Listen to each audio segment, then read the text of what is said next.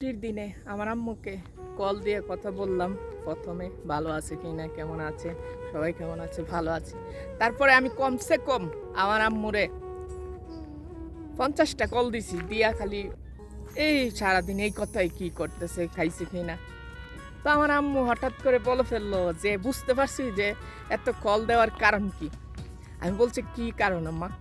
তখন আমার মা বলতেছে যে চারিদিকে তো বিয়ের পিকচার দেখতেছো ফেসবুকে, তার জন্য তোমার মাথাটা নষ্ট হয়ে গেছে, এই জন্য আমার কল দিতেছ।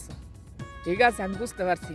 তো ঠিক আছে, আমি কই না না, এই খুশির সংবাদ হঠাৎ করে দিলে কেমন লাগে, বুকটা দরফর করে না। তো আমি বলছি যে না না, এমনিতে আমি ফ্রি আছি, তার জন্য কল দিছি। কই না না, এখন তুমি অন্য কাউকে জ্বালাইবার সময় এখন তো নাই, তার জন্য তুমি আমারে জ্বালাইয়া বুঝাইতেছো যে তোমার দরকার। ঠিক আছে, আমি তোমার জন্য দেখতেছি পাত্রী। আমি কই না না, এত খুশি সংবাদ কি আর হা করা যায়? আমি কই না না না, দেখতে হবে না, দেখতে হবে না, এটা আমি চাই না এখন। তো আমার আম্মা তারপরও গেল, গিয়া দেখতেছে, বউ তো দেখে আর কি।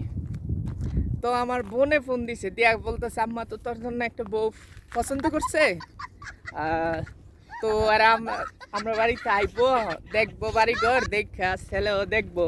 তা আমি বললাম তো আমি এইসব করবো না, তো দেখার কি আছে। বলছে না না, আম্মা যখন কইছে এটাই রাইট। তো আমি কই তোমাদের ইচ্ছা, আমার তো কোনো ইচ্ছা টিচ্ছা নাই এই মুহূর্তে। তারপরে কি ঘটলো, তারপরে পাত্রীপক্ষ আইলো, বাড়ি ঘর দেখলো, দেখা সাইরা বলতেছে সব কিছু ঠিক আছে, সব কিছুই তারার পছন্দ, ঠিক আছে।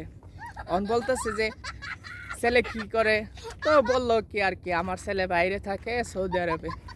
ঠিক আছে, এত বড় খুশি সংবাদ আপনারা শূন্য একটা লাইক পুলিশ শেয়ার করে দেয়।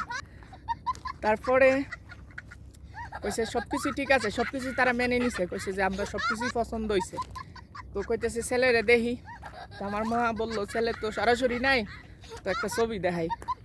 তারপরে একটা পিকচার দেখাইছে, আমার একটা ছবি দেখে বলছে আমার নাকি বান্দরের মতো চেহারা।